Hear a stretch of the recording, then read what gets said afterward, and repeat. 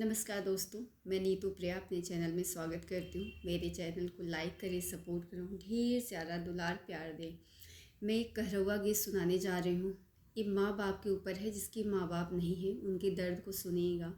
बेटा और बेटी अपने दुख को कैसे बयां करें। ये गाना वंदना दुबे का है, मैं अपनी स्वर में सुना रही हूँ। सुनिएगा, अच्छा लगेगा। पूरा गाना को सुनिएगा, स्किप मत करिएगा, आपको बहुत ही अच्छा लगेगा। सुनिएगा, मैं सुनाती हूँ।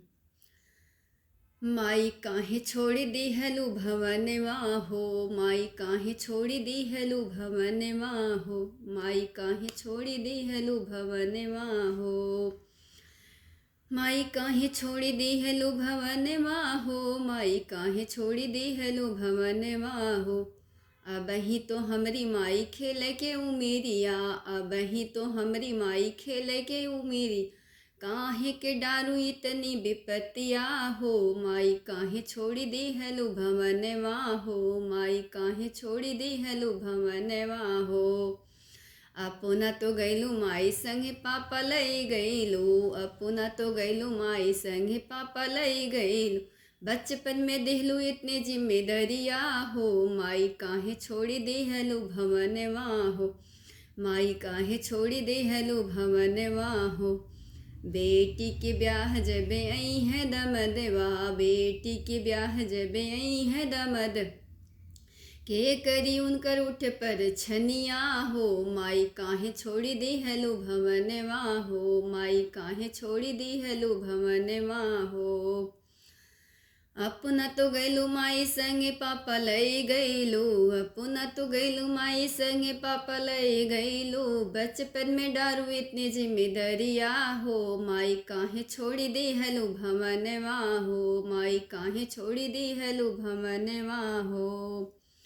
बेटा के ब्याह जब हुई है हो माई, बेटा के ब्याह जब हुई है हो माई, जब घर में आई है बहुरिया हो, के उनकर करी अगुवनिया हो, माई काहे छोड़ी दी हलु भवनवा हो, माई काहे छोड़ी दी हलु भवनवा हो।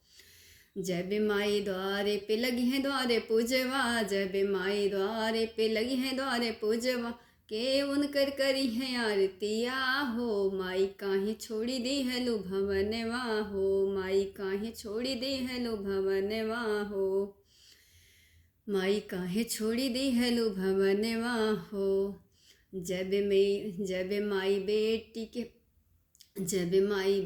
के द्वारे पे आई है बरतिया, जब माई बेटी के द्वारे पे आई है बरतिया, ते के करी उनकर द्वारे पूज पे अगवनिया हो, माई काहे छोड़ी दी हलु भवनवा हो, माई काहे छोड़ी दी हलु भवनवा हो।